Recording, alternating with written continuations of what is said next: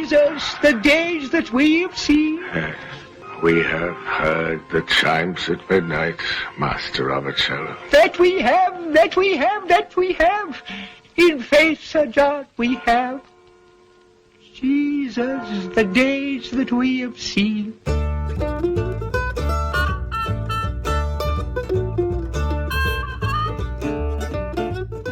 Hello and welcome back to Ear Read This, a literature podcast where today I turn my tongue divine to a loud trumpet to talk about Henry IV, Part 2 by William Shakespeare. I'm Ash, your host, and joining me throughout the podcast once again are Rob Myles and Sarah Peachey, the co-creators of The Show Must Go Online. As before, I've left a link to their production of Henry IV, Part 2 in the podcast description box below. To hear more from Rob and Sarah, look out for our next episode, which will be an extended interview where I'll ask them both more about how they got started on The Show Must Go Online and much more besides. If you enjoyed today's podcast and want to listen to more episodes on Shakespeare plays, well, we've now got a back catalogue packed with wax like a bee's thighs for you to fill your ears those vents of hearing with. We've done episodes on all the early comedies as well as Romeo and Juliet, and recently we've done Richard II and Edward III, a play that in recent years has contentiously been claimed as Shakespeare's. Coming up on the podcast, we've got episodes on the remaining history plays and beyond, so if you don't want to miss out, be sure to subscribe on your chosen podcast platform. But on to today's episode. As we saw last time, Part 1 of Henry IV had been a huge hit in Shakespeare's day, thanks in large part to the fat part of Falstaff. Leonard Digges, shortly after Shakespeare's death, advised young playwrights looking to get bums on seats, "Let Falstaff come, and you shall scarcely have a room." Part 2 is thought to have been staged in around 1598, and like Part 1 was first performed at the Curtain Theatre in Shoreditch, where Shakespeare's company operated in the year or so before the famous Globe was built. Unlike previous histories we've talked about, Part 2 is pretty thin on what Dr. Johnson calls the great events. Part 1 saw the crushing of the Percy Rebellion at the historic Battle of Shrewsbury, and the beginning of Hal, the future King Henry V, taking on more of a princely character. He was back in his father's good books, and the king himself, Henry IV, was looking promisingly sickly. Had retelling history been Shakespeare's sole ambition, we might expect this play to be instead called Henry V and open with the burial of Henry IV. But no, Shakespeare knew his audience, and they had called out for more Falstaff. What appears to happen next is that the plays slow down history to accommodate another few hours in the fat knight's company, before historical matters take precedence once again in Henry V. Henry IV as a character is therefore even more marginalised than he was in Part 1, not appearing on stage here until Act 3, and Hal, having been separated from Falstaff, has little to do other than twiddle his thumbs and wait for the crown. In the meantime, we see a lot more of Falstaff, and he is joined by his comic crew Bardolph, Mistress Quickly, Doll Tearsheet, and the particularly popular Ancient Pistol, who will return again in Henry V and the Merry Wives of Windsor. What historical matters there are seem a little reheated. The Earl of Northumberland, having abandoned his own rebellion and thrown a sickie on the Battle of Shrewsbury, has lost a great deal of men, including the best of them, his son Hotspur. Nevertheless, he makes a limp effort to rebel once again, with much reduced numbers and predictable results. The sidelining of history has meant that Henry IV Part 2 has often been performed under the title Falstaff, for it is he who dominates, bickering with his ensign Pistol, bad-mouthing the prince, and most memorably, recruiting loyalist soldiers with his old acquaintance, Justice Shallow. In this scene, the two old men reminisce fondly about their youths as Falstaff accepts bribes from those not wishing to be conscripted. For all this, it is with some surprise that we find Part 2 somewhat lacking in the carnival atmosphere of Part 1. Falstaff's shenanigans are tempered with sadness, age, ill health, diminishing returns, and grief. Previously, he was a life-giving force. Here he is called a dead elm. After the antic summer of Part 1, Part 2 is a play for autumn.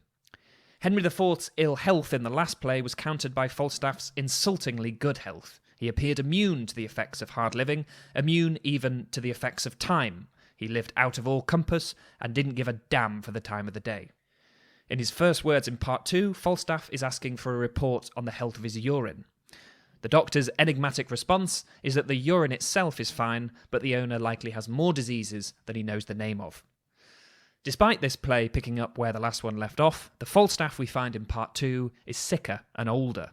He limps with a sour toe from gout, and after ignoring repeated references to age and death, he eventually, uncharacteristically acknowledges the passage of time. I am old, I am old. Come, it grows late, we'll to bed. Thou'lt forget me when I'm gone. Shakespeare here elaborates on his theme of a sick kingdom and the accompanying imagery of the laws of nature gone haywire. An archbishop accuses someone of being a common dog, of disgorging thy glutton bosom of the royal Richard, and now thou wouldst eat thy dead vomit up, and howlest to find it. Falstaff compares himself to a sow that has overwhelmed all her litter, and the Earl of Northumberland, in the play's opening scene, establishes the Kingdom of England as a place so deranged in its sickness that poison has become curative. In poison there is physic, and these news having been well that would have made me sick, being sick have in some measure made me well. When he sees a messenger approaching, he predicts bad news. This man's brow, like to a title leaf, foretells the nature of a tragic volume. Henry IV Part 2's own title leaf from 1600 tells of a rather mixed volume. The second part of Henry IV continuing to his death and the coronation of Henry V, with the humours of Sir John Falstaff and Swaggering Pistol. It's rare that the play is staged in full and independently. More often it is to a company's advantage to combine it with Part 1 or both parts with Henry V. Orson Welles, taking the role of Falstaff himself, combined the two parts of Henry IV for an unsuccessful theatrical run, later reworking the material into the film Chimes at Midnight. To do so, Welles had to pare the script down to a sharp focus on the relationship between Hal and Falstaff, which he saw as a kind of love story between father figure and son. One of the great things about The Show Must Go Online is that they don't have the restraints of physical theatre or cinema, so you have the opportunity to go and watch Part 2 in its entirety. And I highly recommend you do, so you get a feel of what a strange play this is to find among the histories. We, of course, must be careful not to project our own expectations back in time too much. We don't know exactly what imperatives were upon Shakespeare as a theatrical businessman, and some contemporary commentators make the mistake of thinking he, like Hal, had to play for time during Part 2 in order to move on. And I've even heard people suggest he fell victim to the curse of trilogies, namely that the middle part is always a bit weak. This is wrong on several counts. He wasn't writing a trilogy for a start, and such conceptions are based on cinematic sagas where, for financial reasons, whole series are planned before a single frame is shot. Shakespeare did have source material, but he didn't have a duty to stage it in a fixed number of plays.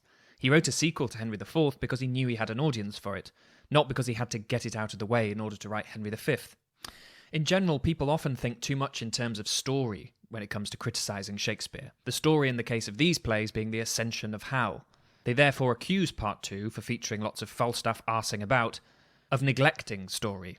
But Shakespeare wasn't writing genre fiction, he wasn't even writing history. He was writing staged entertainment, and he was much more driven, at least at this point in his career, in making sure he stuffed each scene with interest. Furthermore, genre seems to have been a much more porous and less revered concept than it is today, and this particular type of theatrical history was barely out of its infancy, so the notion that Shakespeare was tearing down dramatic conventions is also not that accurate. If anything, he was creating them. None of which is to say, of course, that Shakespeare doesn't do many surprising things in this play, just that we must remain as diligent as we can in separating what was surprising for him to do in the 16th century and what is surprising for us to find in the 21st. If we are to conclude that the chief reason for this play's existence was the popularity of Sir John Falstaff, then how Shakespeare treats his successful comic creation is unexpected and interesting, and it's something we'll be looking at very shortly. In its construction, the play has many surprises in store as well. There are moments throughout the play that are precisely timed to mirror events occurring at the same place in Part 1. At the end of that play, Hal stands over the corpse of Hotspur and Falstaff, not knowing that Falstaff is only playing dead. Towards the end of this play, he stands over what he takes to be his father's body and takes the crown to wear himself, not knowing that Henry IV is still breathing. The famous tavern scene, which we talked about in Part 1, comes in Act 2, Scene 4. The corresponding scene in Part 2 sees Falstaff back in the tavern, singing of the days of King Arthur and shouting for his piss pot to be emptied. It promises to be another scene of raucous immorality, but this time there is a creeping seediness in the mix. Falstaff speculates about the extent of Doll Tearsheet's diseases and insults Hal, unaware that the prince is listening in, disguised as a servant. This is the only scene in this play in which Hal and Falstaff meet before the Fat Knight's banishment, and it serves as a kind of justification of Hal's actions. The scene ends with Falstaff bidding farewell to Doll and Mistress Quickly, the latter of whom says, "Well, fare thee well. I have known thee these 29 years come Peascod time." An unexpectedly tender moment that shows just how far we've come from the perpetual gaiety of the last play. Act 1, Scene 1 of Part 1 sees Henry IV, shaken and sick, receiving grim news of trouble with the Welsh, and speaking of how he envies the Earl of Northumberland, whose son Hotspur is so much more princely than his own son Hal. Act 1, Scene 1 of Part 2 sees Northumberland, crafty sick, receiving grim news of the Battle of Shrewsbury, mourning the loss of Hotspur, slain by Hal, and vowing to rebel once more against the king. Act 2, Scene 3 of each play features Lady Percy. In the first part, she is asking her husband Hotspur what it is that robs him of his golden sleep. And in Part 2, she is a widow, imploring her father-in-law not to rebel, saying he has now lost his greatest soldier, Hotspur, who she calls the glass wherein the noble youth did dress themselves, the mark and glass, copy and book that fashioned others. It's not entirely clear why Shakespeare copied his own book. He was asking a lot of audiences to appreciate this mirroring or chiasmus without a copy of both plays in front of them. So did he then do it for prosperity? Unlikely, given that he didn't appear to take a great deal of care in preserving his plays until later in life. Was it for personal gratification then, or was it more prosaic than that? Having written a hit play, did he simply think it a smart idea to reuse the same formula? It's both tempting and perhaps unwise to imagine Shakespeare writing this bittersweet sequel full of characters attempting to recreate their pasts and using their nostalgia to inform his construction. Also of great significance is the increased roles for non-noble, unhistorical characters in the play. As James C. Bullman writes, it is as much the obverse of Part 1 as its sequel. Its originality resides in the casual, digressive, almost ramshackle way in which it casts a wide net over England, gathering in social groups whose unwritten histories rival in importance, even supersede the official history which concludes with Hal's accession. I began my conversation with Rob and Sarah about Part 2 by asking them what they thought people missed out on, if they had only seen the play in abridged versions. It's a good question. More of a good thing is probably the shortest and easiest answer for me to give. The one that slightly absolves me of any responsibility as well. But I think from what I remember and from what I understand is that you get to see more of the real world than ever in a Shakespeare play. You get to see more of what's going on in the lives of normal people. It becomes more pastoral, and you end up outside of London and the battlefield, taking in new locations. I think there's a particularly fascinating scene that takes place in an orchard, which I think involves Justice Shallow from Merry Wives of Windsor. And so there's a lot more of a portrait of what life was like for people being affected by global politics rather than people setting global politics, which again, at a time like this, feels more relevant maybe to most of us because it's going to be a closer analogue to our lived experience. You've got the wonderful fact that Hal has gone back to the tavern, because I think the main challenge that I think makes people combine or cut these plays is that him killing Hotspur feels like such a neat resolution. Why do you go back? Why do you, what's that word that people use? I love that I said that, like words aren't all things that people use. Regress? No. Default? No, you know when people go back and like change something in the past by changing it in the present, they kind of run it over. It's like retrofit, but it's not retrofit. This is what your brain's like on 16 weeks of Shakespeare. If we can't remember it, I'll edit it in with a Siri voice. Exactly. Yes, do that. Yeah, absolutely. Yes, I give you full permission to Siri that in without skipping a beat. I think. Yeah. So you've got that big challenge of why does he go back? Why is it King Henry that separates him? And I think that to me again comes back to that thing that Eric Rasmussen said about addiction and bad influence and why you have to make a clean break. And that to me is why he goes back, because we talked about, again, the semiotic tensions of a character. What are they moving towards and what are they moving away from? And Hal is always moving, in my view, towards growth. He wants new experiences. He wants to learn new languages, even if that's just the language of the common man, right?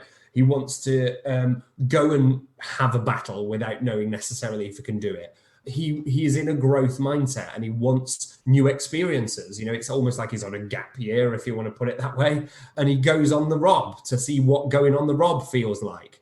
What he's running, that's what he's going towards, is growth and new experience and expanding his toolkit. What he doesn't like and what he moves away from is responsibility. And now that he's defeated Hotspur, expectation is suddenly there, which was the thing that at the beginning of part 1, it was like, no, I'm going to set expectations so criminally low that if I can tie my own shoelaces, people will be amazed. Yeah. And now they're like, this is the guy who killed Hotspur. We expect great things. And that forces him to run away from the responsibility again. And he relapses in a way. Retcon. Retcon. That's it. Retcon is the word. Thank you. Yes. I can't tell you the relief that's just washed over me. That was a tension I was carrying there. And then you've got Hal trying on the crown for size. And I know that that's one of the bits that often people choose to keep, even in The King, which is mostly Henry V, but has a little bit of 1 and 2. It keeps like one scene from part 1 and one scene from part 2, I think. But that's the scene that they keep, is him trying on the crown while he's ill, and then he wakes back up and he's not dead. And he's like, oh, I see. Yeah. I think that scene for me, because there's such a seeming resolution between the two in part 1, the idea that it ends on a bitter note or a sour note between them, and that they split in a way that leaves Hal utterly alone, because he has to get rid of Falstaff.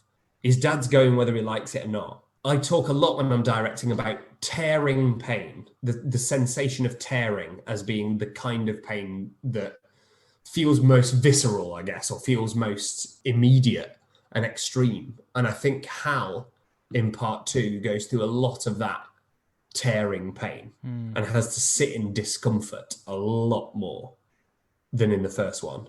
And if the plays are a mirror to each other in any way, it's Hal's comfort in one versus his discomfort in the other.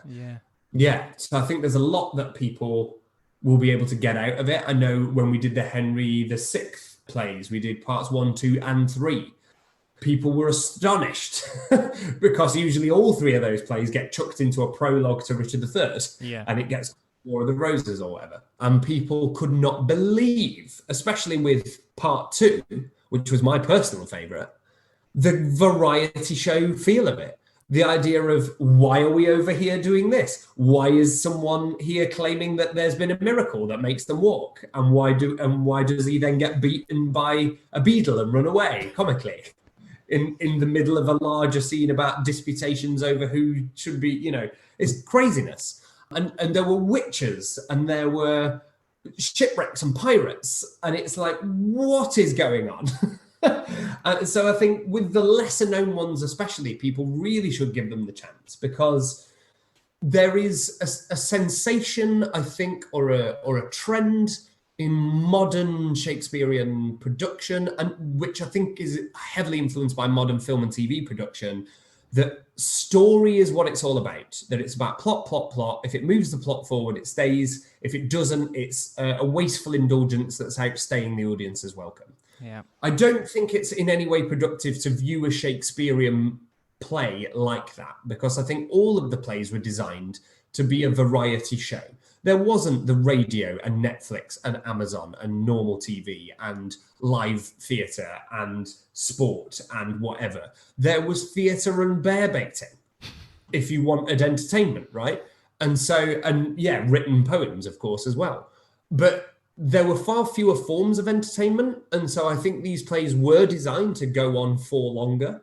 I personally imagine that there might have been some kind of soft interval between acts even, so that people could either come in if they've missed the start, because how often does it happen that a messenger comes in and recaps what happened in the previous scene?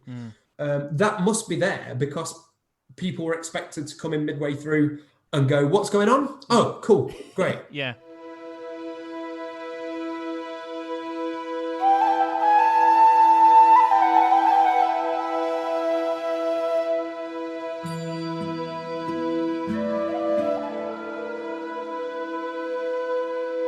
We are told what's going on at the very start of the play, and it comes with a surprise to match that at the start of part 1. In the first play, we discovered that the usurping Bolingbroke had degenerated into a shaken monarch, won with care. Part 2's surprise comes with a stage direction. Enter Rumour, painted full of tongues. The character of Rumour then opens the play with a speech, which in Dr. Johnson's words is wholly useless, since we are told nothing which the first scene does not clearly and naturally discover. Open your ears, says Rumour, for which of you will stop the vent of hearing when loud Rumour speaks? Rumour is come, it announces, to noise abroad that Harry Monmouth fell under the wrath of noble Hotspur's sword.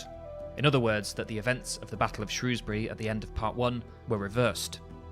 Dr. Johnson, who did concede the speech was not inelegant or unpoetical, is perfectly correct in saying that this tells us nothing we don't subsequently hear. But, as Rob said, these plays often have characters re-establishing the plot, perhaps for the benefit of latecomers, but also scholars have suggested that in performance, Elizabethan actors barreled through their lines, so a recap might have been welcome, even for audience members who had turned up in good time. The figure of Rumour, full of tongues, would be a familiar one to Elizabethan audiences, and was a classical convention, appearing as a character in Ovid's Metamorphoses. In Shakespeare's day, Rumour often appeared in conjunction with the character of Fame, and according to Peter Davidson, there is a record from 1553 of the Revels Office paying for a coat and cap to be painted for Fame, with not only tongues, but eyes and ears as well. As modern readers of these history plays, the intrusion of such a brazenly abstract figure seems subversive. Up until now, we have ostensibly been watching the events of history play out with a cool eye. Now this supernatural figure appears to brag of how easily events can be distorted. Plot-wise, this induction directly precedes the proper first scene of the play, in which Northumberland hears the cruelly incorrect report of the Battle of Shrewsbury, only for another messenger bearing the sad reality to arrive just afterwards. Rumour has outgalloped the truth, and here establishes a key theme of this second part, that smooth comforts false are worse than true wrongs.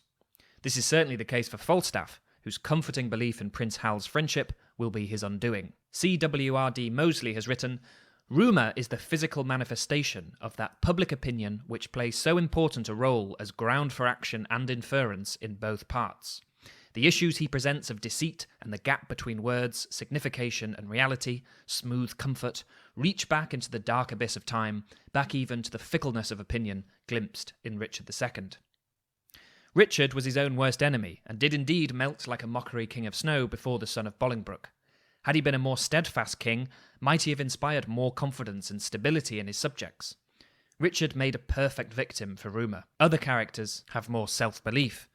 In an intriguing turn of phrase, the Duke of Westmoreland reassures Henry IV in this play that the numbers of Northumberland supporters have been greatly exaggerated. Rumour doth double, like the voice and echo, the numbers of the feared.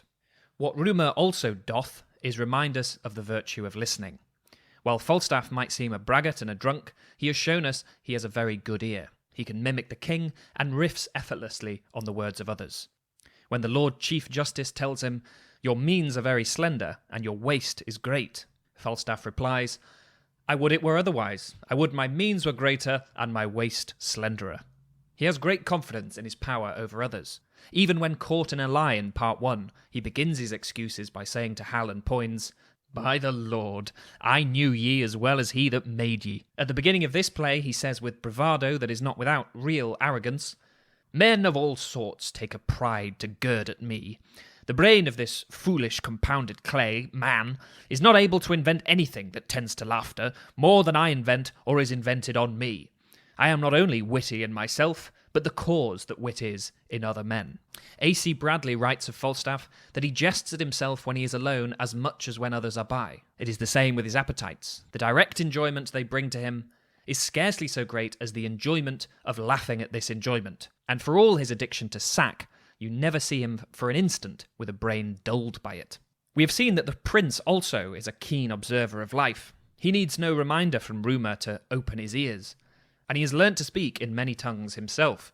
He is equally capable of a regal head-to-head of state with his father, and also of prosy carry-ons in the Boar's Head. Falstaff and Hal are, for lack of a better word, talented listeners.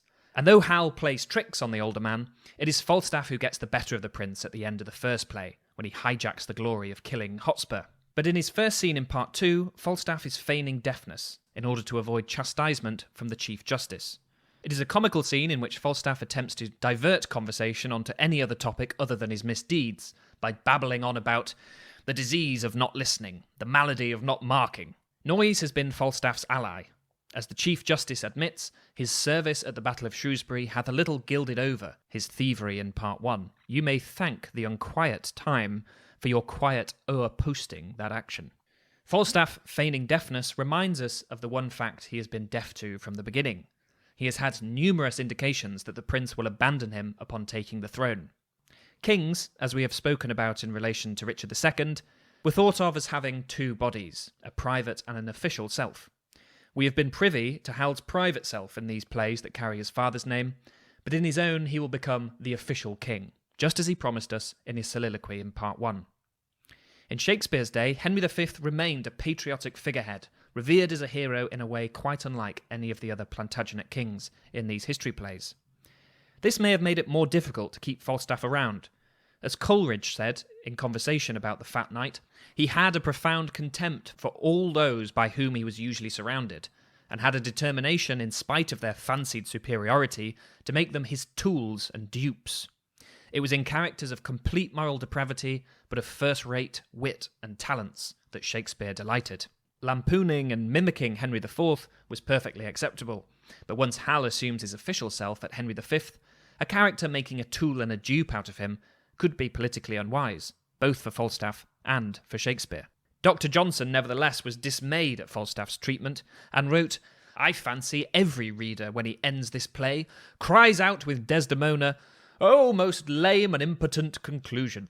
Although William Hazlitt wrote, "We never could forgive the prince's treatment of Falstaff," neither can we pretend to be completely shocked by it. We've heard his unequivocal response of "I do, I will" to the idea of banishing Falstaff in Part 1. And besides that, Hal has shown himself to have quite an unpleasant side. There is a kind of sixth-form nastiness about Hal and Poins playing tricks on Falstaff, like students first humouring and then humiliating the local drunk. This duality of Hal has inspired some awkwardness in performance, especially in productions that cut the plays together. Perhaps his first soliloquy in Part 1 is just too temptingly villainous, but there is a tradition of actors playing Hal by jumping around like a puppy as they talk to Falstaff, and then slipping jarringly into pantomime villain the minute they are left to themselves, and Hal's thoughts turn to the crown. But Hal is not like Richard III. He is a cynical, patient, politically minded young man, with a young man's arrogance and appetites. But he is not evil or a sociopath. Mere streaks of cruelty will come out in the wash. He is more pragmatic and forward-thinking than his father, and he knows that his future kingship and his friendship with Falstaff are incompatible. And though the abandonment of Falstaff is brutal, it can really only come as a surprise to one person. And I don't buy it either. I don't buy that he ever gives up on Falstaff. I think what he does is takes the throne, and one costs the other. Because at the end of Henry IV, he's killed Hotspur, and the reason that he gave, the stated intention was, if I kill him, all his honours get piled on my shoulders, and I get to use those as to my credit for the rest of my days, and that will make my reputation. Soon as he's killed him, he says, "Take your honours to heaven with you." So hang on, what the hell? He doesn't want the honours that he fought, so he deliberately put himself in this place to get. By the time he's killed him, he respects him too much to rob him of them, is my interpretation. Part 2. The only other benefit he's now got is, I killed a really hard hero. You know, I killed Hotspur. I'm a badass. And then he says, all right, Falstaff, I'll gild you a lie with the fairest terms I have, and I'll say you killed him. So he doesn't even get that benefit. So yes, he's a Machiavel. Yes, he's got stated intentions. But again, expectation versus reality. That's why he went in, but he comes out with something different. Because what he really needed, it seems to me, is to know that he could do it, and to know that he was, in the old chivalric tradition of might makes right, mightier and therefore rightier than Hotspur. He deserves the throne. He's earned it. He's earned the throne through that conflict, in my opinion. And because he knows that internally, He doesn't need the external shows of either Hotspur's honour or killing Hotspur as a show-off move. And he gives them both away, 1-1, 1 to Falstaff. And I think that, to me, is the proof, if there is such a thing, or that I won't say the proof because all interpretations are valid, right? But the compelling evidence, certainly, that you're right, is not a sociopath, because that takes extraordinary self-reflection. It takes extraordinary empathy. It means that he must have a love for Falstaff. Otherwise, why would he do him a favor? To me, an American Psycho interpretation would raise a lot of interesting challenges, I think, to navigate your way through the words without them feeling like they no longer make sense. W.H. Auden writes that when Hal or the Chief Justice or any others indicate that they are not bewitched by Falstaff, reason might tell us that they are in the right, but we ourselves are already bewitched, so that their disenchantment seems out of place, like the presence of teetotalers at a drunken party. In this play, as he is increasingly surrounded by teetotalers, Falstaff regresses in the direction of good times past, away from the court and into old England, spending time with the interminably nostalgic Justice Shallow, with whom Falstaff says he has heard the chimes at midnight. Jonathan Bate writes, the immemorial quality of the rural world, animated by Shallow's ramblings, summons up an England that is older and more stable than anything possible in the court world of intrigue, innovation, and reversal. Falstaff is old, as he finally admits, and like many old men, he has no time for innovation. Once again, his attitude towards time puts him at odds with modernity. As Auden says, those who fear not certainty but uncertainty want to control time, and look at the moment as something to be conquered and as having no rights of its own. They either make great careers or are destroyed. It is good for them if they understand the moment, but if they do not, they are destroyed by those who understand it better than they. Hal is an example of this type, as was Hotspur. Falstaff is not. He is, in Auden's words, cynical about change and history. As history approaches for Hal, Falstaff has typically attempted to escape it, and deafens himself to any mention of time, like a drunk blaring out talk of going home. When Doll Tearsheet asks, when wilt thou leave fighting a days and foining a nights, and begin to patch up thine old body for heaven? Falstaff responds, peace, good Doll. Do not speak like a death's head. Do not bid me remember mine end. Robert G. Hunter writes that Falstaff copes with the fact of time's linearity by stoutly denying it, by doing his best to live his life within the circular time of appetite. But in this play, he's eventually forced to face reality. As if slowly drying out after a binge, Falstaff finally accepts, I am old. I am old. In another mirror from Part 1, Part 2 climaxes with the bringing together of the royal and non-royal storylines. But whereas Part 1 ended in Falstaff's success at Shrewsbury, Part 2 ends in his banishment from Hal. Seen from our vantage, this banishment has been a long time coming, and from Hal's it coldly makes political sense. What about from Falstaff's point of view? He might be a man of the world, but his psychological landscape is one of a drinker and a self-deceiver. Unwelcome reminders of reality have popped up like death's heads, and until now he has batted them away, but once he admits to his condition, the end comes quickly. Robert G. Hunter writes, what kills Sir John is the destruction of his delusive hope, and the consequent knowledge that his future does not exist. From the first scene, his fake deafness has been linked with the real illness of Henry IV.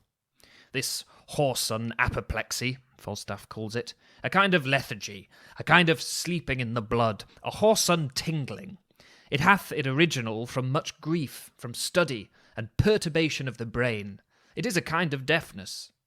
Falstaff's fate is sealed once his rebellion against history is quashed. Similarly, once Northumberland's rebellion is quashed, the end comes quickly for Henry as well. As Peter Sacchio writes, immediately after receiving the news of Branham Moor, Shakespeare's king suffers a fatal apoplexy. The playwright has excised the last 5 years of Henry IV's reign. The king did not actually die until March 1413. Dramatically, it makes sense for Shakespeare to get rid of Falstaff at the same time as he gets rid of Henry IV.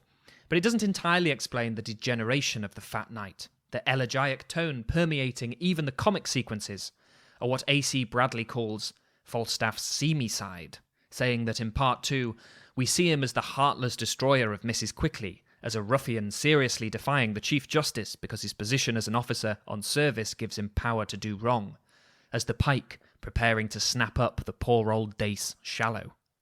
All in all, it is hard to banish the idea that Shakespeare was somewhat sick of Falstaff and thought, as the Chief Justice thinks, that the fat knight was a candle, the better part burnt out.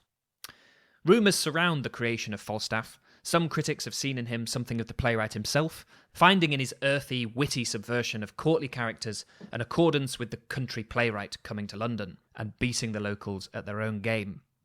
Others have poked towards a reflection in the names, Falstaff and Shakespeare. Readers of the sonnets who identify the fair youth as the Earl of Southampton have been inclined to see a parallel between Falstaff and Hull's relationship and that of Southampton and Shakespeare. The Earl was the dedicatee of 2 narrative poems of Shakespeare, and in the sonnets the fair youth is addressed as beloved by the older poet. Others still have suggested that Shakespeare was more Hal than Falstaff, and that the prototype for the fat knight was more likely one of the older London playwrights like Robert Greene, who was well known for his drunken and debauched lifestyle. Shakespeare did seem to favour regal roles and may even have performed as Henry IV. These theories all suggest in different ways that his abandonment of Falstaff is personal, perhaps the kind of self-loathing common to all artists who begrudge their own early success, or perhaps it was the bitterness prompted by a rift with Southampton, all symbolic of Shakespeare's outgrowing his rival playwrights. Whatever truth there may be in any of this, it remains surprising that Shakespeare, a playwright with a proven track record for good business sense and reading his audience, washed his hands of his hit comedic character.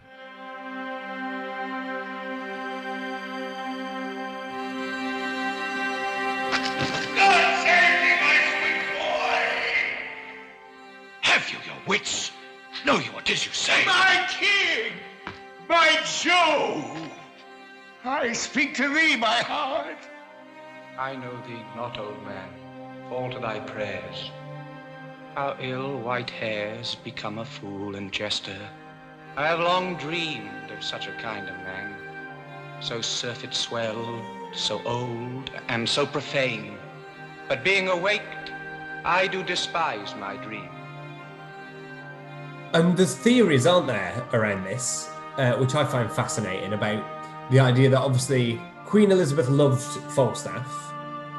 The way I've heard it from conversations that I've had is that Henry IV might not necessarily have been meant to be 2 parts, and that Falstaff's death from Douglas, the fake death, was meant to be real, and then that was changed as part of the process. Because it was clear that this Falstaff character was going to be a big deal. Merry Wives confirms that, and Kemp, who's playing Falstaff, is getting a whole play written just about him by order of the Queen. So Shakespeare has got no say in it, right? Shakespeare's been commissioned, you do this play about this character, this guy plays it. So all of a sudden there's a power dynamic shift between Kemp and Shakespeare. Then you get part 2, as you say, more of Falstaff's play, really. Falstaff is starting to eclipse, he's written as a large character, right? But he's now starting to genuinely eclipse the rest of the story. Then he's dead in Henry V off stage, and he's never seen or heard of again. And after that, you start to see the fool characters come in. And we have no more of the old school clown characters that Kemp would have played. Yeah. Kemp did his 9 Days Wonder, where he danced off up to Norwich, I think it was, and expected all of London to follow him. So this is how rock star Kemp thinks he is at this point. He thinks, I'm Michael Jackson, everyone's going to follow Michael Jackson, right? I guess Shakespeare being one of the other Jackson 5. I'm not quite sure where I was going with that.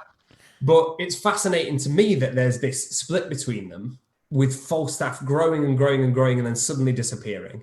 And then you get As You Like It, where there's the line, I was 9 days out of the wonder.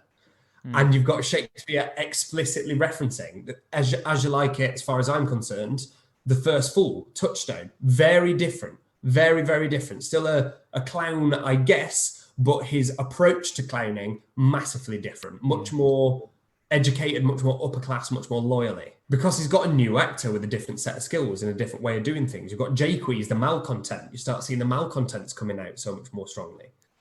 So it feels to me like, we've been colloquially referring to our plays as in seasons, and we're now just starting season 3. But it seems to me like there were definitely 2 seasons of Shakespeare's works, and those were you can divide it either by Elizabeth and what's his name, King James, or you can look at it as Kemp and post-Kemp. Yeah, because they are all of a type. Bottom, lawns. There's maybe a dirty word, but there's a kind of more of a panto-ish ring to those clowns, less so in the Fools That Follow.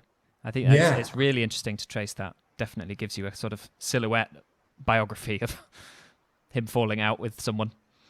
Yeah, the potted history of the rise and disappearance of Falstaff. Yeah, absolutely. I think that does really chart it. But similarly, I think other things that provide, I guess, supplementary or supporting evidence would be things like he's just got a Welsh actor, because there was a Welsh character in Henry IV Part 1. Now there's a Welsh character in Merry Wives of Windsor.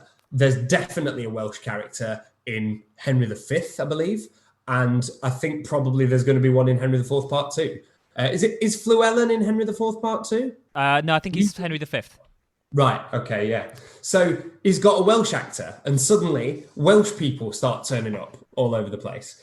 And to me, if it can happen in that direction, where you get an actor with a set of skills and you maximize how you can trade off that set of skills, that suddenly when there's this massive change in performance style and writing style of these entertaining characters, that it would follow that it's because an actor has a different set of skills. I mean, I've forgotten the name of the actor, but whoever it was who ended up playing Shallow was a tall, skinny guy who crops up who seems, again, has another one of those patterns where, he's got a tall, skinny guy again.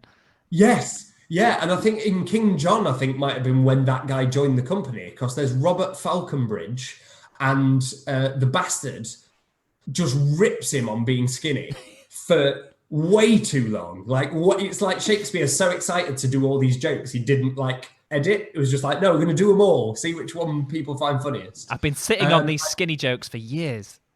Exactly. I've been waiting for this guy. And then you get Shallow, and I'm sure, a number of other parts where that's going to become the case. Yeah, I think maybe even Andrew Aguecheek, the tallest man in Illyria, could have been that guy as well, yeah.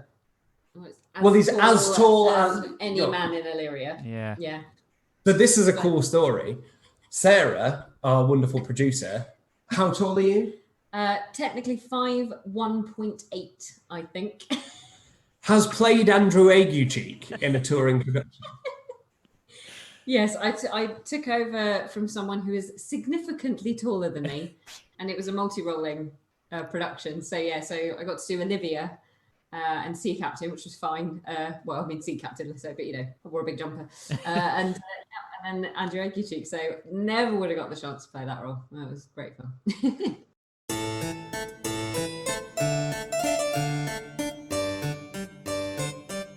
John Sinclair was the name of Shakespeare's tall, skinny actor who acted alongside William Kemp. Both of them took parts that are in the folio version of this play listed under Irregular Humorists.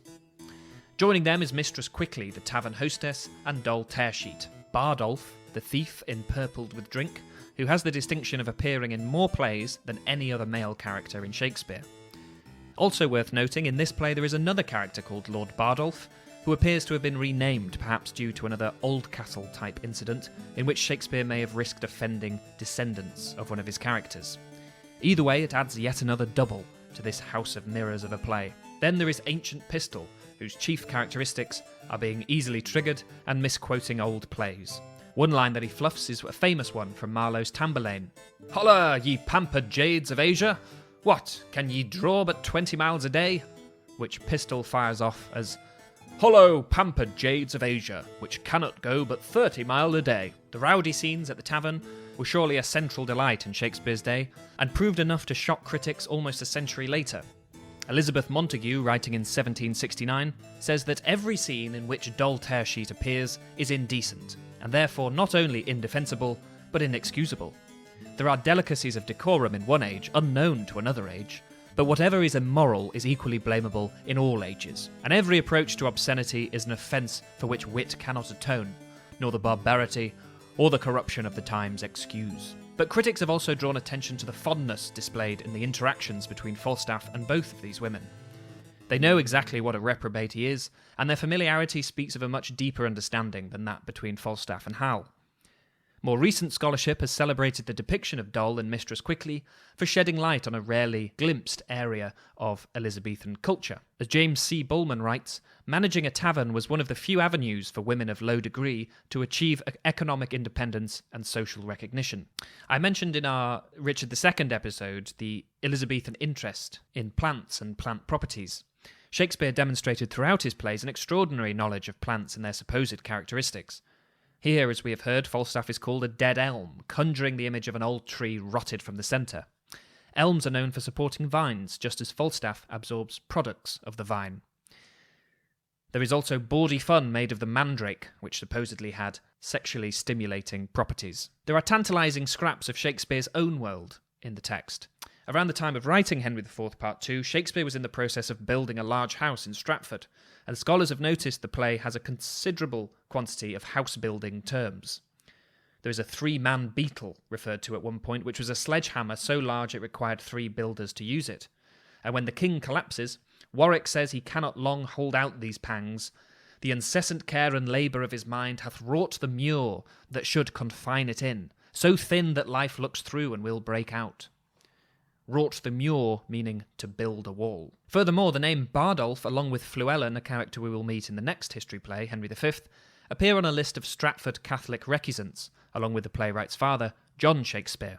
And there are, as there are in Part 1, phrases that have been traced back to Shakespeare's home county of Warwickshire, such as Old Utis, meaning a high old time. There was something else that you mentioned that I wanted to pick up on, which was about the happy chaos versus the more stagnate order. And I think that's always the case with times of chaos. And I think it's something that it would behoove us to keep in mind, because we are in a time of chaos. But what chaos gives you, what anarchy gives you, is opportunity for change, opportunity for growth, opportunity for a change in trajectory. And for me, the worst thing that could come out of the whole COVID-19 pandemic is that things, quote unquote, go back to normal. And that applies from the smallest level of society in a niche, if you want to call it that, like theatre and how theatre works, right up to the way the whole of society works. For me, we've had an opportunity, we've had a disruption, and that disruption creates an opportunity for us to think about how we want to do things differently. And really exciting examples of that have started to happen. And I don't say exciting in any kind of positive way, because, of course, the things that motivate the uprisings, if you like, that we're seeing at the minute are awful. But I am nevertheless heartened and encouraged and excited by the Black Lives Matter movement right now, because they have said enough is enough, and they continue to say enough is enough, and it's not going away and it's not dying down. And it feels like there's an opportunity for meaningful change because of that.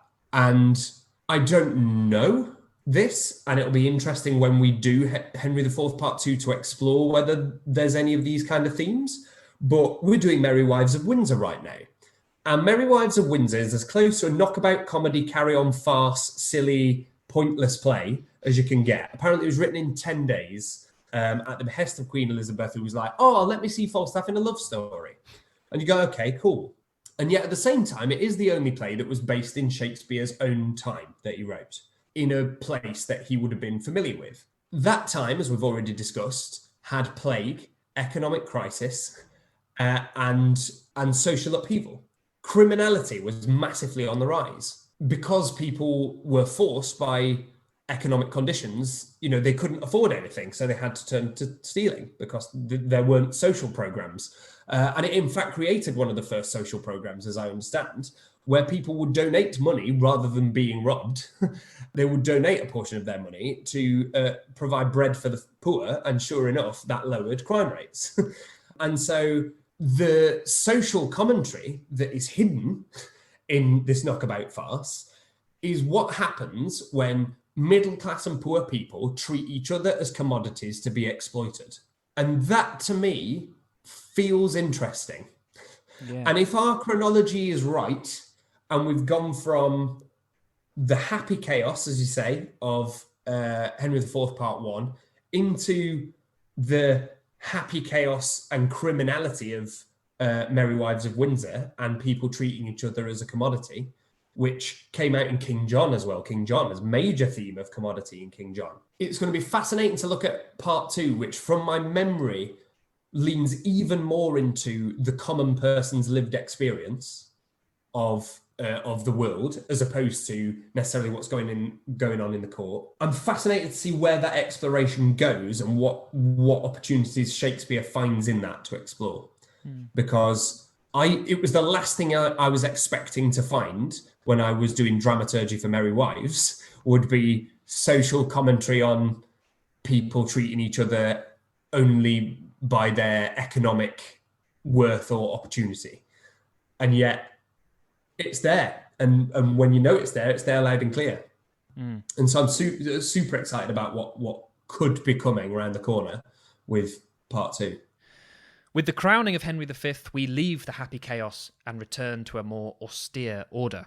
This can turn an audience against Hal. Not only does he banish Falstaff, telling him how ill white hairs become a fool and jester, but as Jonathan Bate reminds us, the first public act of King Henry V's reign is the arrest and beating of Doll Tearsheet and Mistress Quickly.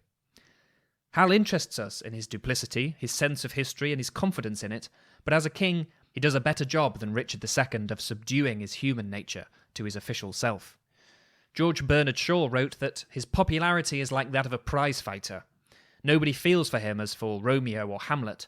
Hotspur, too, though he is stimulating as Ginger Cordial is stimulating, is hardly better than his horse. Political ruthlessness is seen to reap rewards in these history plays. We haven't dwelled much upon the great events of Part 2, as they are pretty thin on the ground, and they are mainly left to Hal's brother, who is, as Stanley Wells writes, the most decisive and successful leader in this play, but also its least attractive character. Prince John achieves victory over the rebel forces by a coldly calculated trick, deceiving their leaders into dismissing their armies in the belief that a peace has been concluded, and then arresting them on a charge of high treason. It is easy to warm to Falstaff's complaint. This same young sober-blooded boy doth not love me. Not a man cannot make him laugh. But that's no marvel, he drinks no wine. This comes in one of Falstaff's last hurrahs as he delivers an ode to sack, his tipple of choice, which was a kind of fortified wine. They're generally fools and cowards, which some of us would be too, but for inflammation. A good sherry sack has a twofold operation. It ascends me into the brain, drives me there all the foolish and dull and crudy vapours which environ it, makes it apprehensive, quick, fortative, full of nimble, fiery and delectable shapes, which delivered o'er to the voice, the tongue, which is the birth, becomes excellent wit. Falstaff takes partial credit in the success of Hal when he says, Prince Harry is valiant. For the cold blood he did naturally inherit of his father, he hath, like lean, sterile and bare land, manured, husbanded and tilled with excellent endeavour of drinking good, and good store of fertile sherris, that he is become very hot and valiant. As so often in this play, something said in jest has a rather melancholy undertone. Prince Harry may be hot and valiant, but he hasn't lost any coldness of blood, and is capable of doing things that Falstaff, having so far warmed his own blood on sack, hasn't considered. W.H. Auden writes that the most dishonest characters are those who are unaware that they are acting, or have come to believe their own act. Honesty with oneself requires that you know you are an actor, and not take yourself too seriously. You can be dishonest with others and still be honest with yourself. Hotspur can be honest with others, but is dishonest with himself. Falstaff counterfeits dishonesty, and Henry V is dishonest both ways. His formal will and a powerful ego are the only things he has left. In terms of a directing and acting perspective again, the relationship between Hal and Falstaff seems crucial, especially like yourselves, you're going for both parts, which must be kind of rare to do both now fully, not do some kind of Henry ad mashing together. Some people talk about there being a sort of parent-child relationship, and they variously swap roles a bit. They neither of them let on to the other one exactly how clever they are. Falstaff's a bit smarter than he lets on. Henry knows a lot more than he lets on. They both have a bit of a father-son thing going on. What do you think are some of the important things for you to just get right about that relationship? It's a really great question. I want to touch on something related first and then hone in. So hold me to account on this. But what I found really interesting about what you just said was about deception and the fact that Shakespeare actually takes an agnostic view of lying. It is not a moral or an immoral thing. It's just something people do. And both characters deceive actively. And it's a large part of their character. And I guess one of the questions in that dynamic is how much has Hal learned that from Falstaff, or how much has Falstaff potentially learned that from Harry? Because even the fact that we call him Hal and not Henry shows the extraordinary success of the lie of him being an everyman or being for everyman, at the very least. It's an image that has been crafted and created by him consciously, and yet we still are happy to go along with it. And presumably, Hal is the first member of the royal family that Falstaff has interacted with. And if he's capable of these things, and this is how the court works, how do you then engineer your behaviour to ensure that you stay a part of that inner circle for as long as possible? You know, and I don't have any answers to this. This is just provocations, right? It's just interesting things to think about. But I think there is a father-son relationship there. I think it's easy to read between the lines of the coldness of Henry IV and the warmth, the radiant warmth, the excessive warmth of Falstaff. But what I find fascinating is the examination, and for me, this is what lies in the heart of each actor that takes that role on, is how real is the love, and how much of the performed love is narcissistic supply. Does Falstaff like having Hal around because it makes him seem exceptional? And we see this from Gad's Hill in the often cut carriers scene, where he says, I don't hang around with any ordinary jackanape types. There are princes and royalty in my company, thank you very much. And he uses Hal to make himself feel better, right? And it's reasonable to assume that Falstaff could be doing the same thing. And then when Mistress Quickly says, oh, you know, Falstaff said that you owe him £1,000, Hal. He goes, £1,000? You owe me £1 million. Your love is worth £1 million and you owe me your love. Right? And that is an easy way to get out of an embarrassing situation. And it's why the plays are the plays, right? It's why we're still talking about them now. It's why this podcast is happening, is because you can do them a million different ways. But I think you have to make a decision and you have to follow through on that decision and try and convey that decision to the audience, that whether there's genuine affection there or whether it is manipulative. In our production, we went for maybe a 75-25 split, in that there was genuine affection between them. And at the same time, they were genuinely using one another. Yeah. And for me, one of the things that I've learned through this process, and I guess the hardest lesson in this regard was Merchant of Venice, is that the complexities, the ambiguities, I've always believed, and this I believe comes from the kind of John Barton, Peter Hall school of thinking, that ambiguity is a game to be played with the audience that makes them lean forward in their seat instead of sitting back. It's why I always say there's no sarcasm in Shakespeare, because if you go, no, you're telling the audience what to think, and you're telling the audience what the answer is. With a complex, fascinating relationship like that between Hal and Hotspur, Hal and Falstaff, I want there to be moments where you feel the love. And I want there to be moments where you feel the craven manipulation. Because we're all capable of manipulating the people we love. Abusive relationships happen all over the world throughout recorded human history. The idea that people that are manipulative are not capable of love is that romantic, sociopathic villain that it's easy to chuck under the bus and just go, you're a quote unquote bad guy.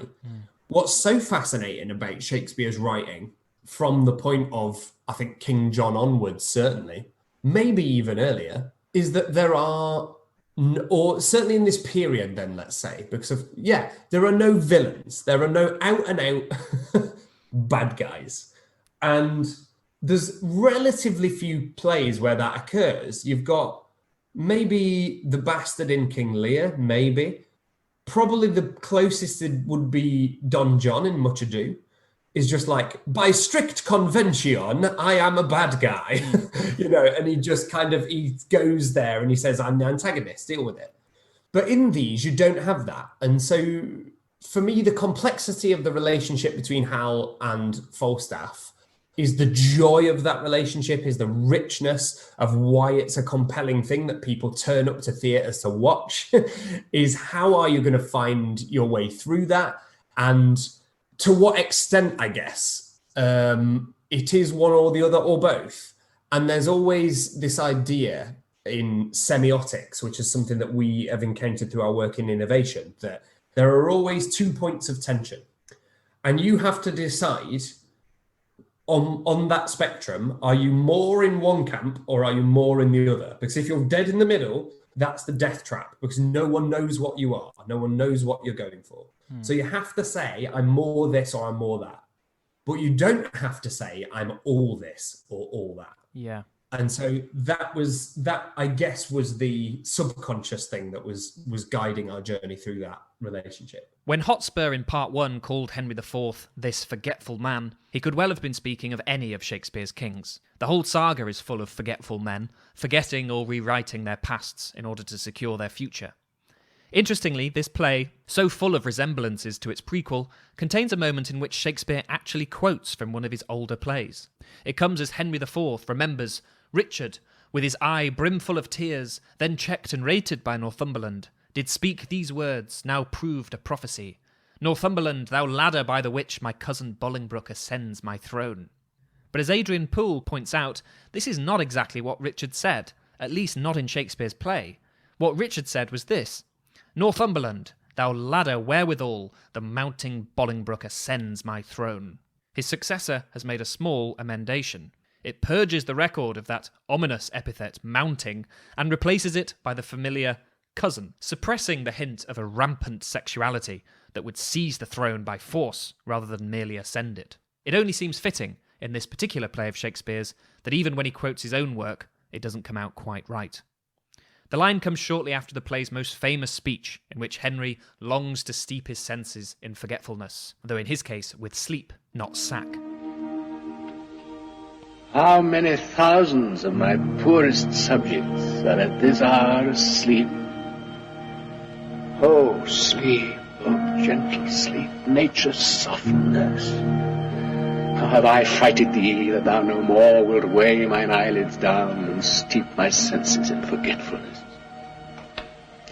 Why, rather sleep liest thou in smoky cribs, upon uneasy pallets stretching thee, and hushed with buzzing night flies to thy slumber, and in the perfumed chambers of the great, under the canopies of costly state, and lulled with sounds of sweetest melody. Oh, thou dull god, why liest thou with the vile in loathsome beds, and leavest the kingly couch a watch case or a common larum bell? If thou upon the high and giddy mast seal up the ship boy's eyes, and rock his brain in cradle of the rude imperious surge, and in the visitation of the winds which take the ruffian billows by the top, curling their monstrous heads, and hanging them with deafening clamour in the slippery shrouds, that with a hurly death itself awaits. But thou, O partial sleep, give thy repose to the wet sea boy in an hour so rude, and in the calmest and most stillest night, with all appliances and means to boot, deny it to a king. Then, happy low, lie down. Uneasy lies the head that wears a crown. He says he wants to steep my senses in forgetfulness, like he's actually embracing it. And he seems to have slightly retconned, to use that word again, what happened with him and Richard II. I think he says something like, "Oh, the troublesome way I met this crown, as opposed to took it." Yeah. And if you watch all of the history plays, it almost seems like every single one forgets the last. Obviously, they weren't written in that order, but it does seem to be a recurring thing. Yeah, no, I absolutely get what you're saying. And I guess it can be a recurring thing no matter what order they're written in, because it happens every time, right? Yeah. And that's the no one's paying attention. But I love the idea of him saying met the crown, because Bolingbroke was genius in that he never asks for it in Richard II. He never asks for it. It's given and it happens, but he's never once said, I want it. And he's never once said, he says, I'll take it, I think, but he never actually says, I'm going to take it or I want it. And the fact that he says, I met the crown, to me, validates in a way a lot of the things that Vernon and Worcester talk about through the play, where they say, we helped you get where you are. We put you on that throne. And almost in a way, his clever politics of trying to seem humble by never asking for it also therefore invalidates his claim to it, because he'd never had the might makes right discussion. He never fought in a field and beat the other guy, and that's why I deserve to have it. Didn't happen. And that's a massive undercutting if you're using old school chivalry to determine who should be king. He doesn't have a claim. And so I think that the way in which he says, I met the crown, to me reflects a whole sense of unease in him about his own deserving it. And have always found that a fascinating sore thumb about Hal, because he is the son of an illegitimate king in a way. And yet Shakespeare sets him up from the beginning as blood royal. There's all this discussion in the text about, are you a degenerate? Are you a bastard? And all that is trying to say, are you of the blood royal or not? And the way he gets to prove that he is, despite the fact that his dad arguably isn't, is through feats of arms and old school chivalry. Yeah. And so that is a retcon in its own way, right? It's if even though I'm not, if I use the old ways of behavior to prove that I could be, that's enough. But yeah, the idea that people don't learn from history and don't know their own history, I think is really prevalent in part one, because Vernon, Henry IV, and Hotspur, all three of them give a potted history of what happened in Richard II. They all give a plot summary. To my knowledge, I believe they all happen in different acts, which again is that idea of people milling in and out. What's going on? Where we're picking up from? Oh, cool. Oh, I missed that play. Yeah, exactly. Yeah. What was that one about? What? But it's the idea of they all have different perspectives on it, and the same factual series of events leads three entirely different people down three entirely different paths. And that to me is a fascinating and slightly scary thing about history as well, is that one, it's written by the winners, and we're seeing that now with statues being taken down, right? Statues of writing history and saying this person is worthy of glorification, where their actual factual history tells us that's not the case. You've got these three characters arguing over claiming history for themselves, and claiming history justifies their specific actions. And I guess that to me is the cautionary tale that Shakespeare is telling about history, if anything, is that it, like biblical precedent, which he uses a hell of a lot, thus do I clothe my villainy in old ends stolen forth from Holy Writ, or however it goes. You can justify anything using scripture. You can justify anything using history. And so know it, really know it, but also beware of anyone that claims it, because you get three equally valid claims in Henry IV Part 1, all using the same series of events. And for me as an audience member, I'm looking at that and going, oh shit, okay, so multiple valid perspectives are possible. And there is an interpretation inherent in any, as soon as the people that are involved die, right? It's then all interpretation from then on. And so, yeah, I think knowing history being valuable is point one, and point two, be careful with how you wield it, I suppose, point two. At the end of Henry IV, the king has finally got the sleep he wished for. And as he falls asleep, Hal awakes into his official self, telling his former friend Falstaff that although he doesn't know him, I have long dreamt of such a kind of man, so surfeit-swelled, so old and so profane, but being awaked, I do despise my dream. Part 2 ends with an epilogue, promising the continued adventures of Falstaff in France. Some have taken this to mean the Fat Knight did indeed feature in an early version of this play sequel, but was later removed. We will hear more from Falstaff in The Merry Wives of Windsor, but not when we return to Hal and the ongoing fortunes of the Hollow Crown in the next history play, Henry V. But that's all we have time for today. Huge thank you once again to Rob and Sarah. Make sure you check out The Show Must Go Online in the link below in the episode description box. And if you've enjoyed today's episode and would like to support the podcast, you can follow us on social media, leave us a rating on your chosen podcast platform, and perhaps even visit our Patreon page at patreon.com/earreadthis. That's all for now. Until next time, happy reading.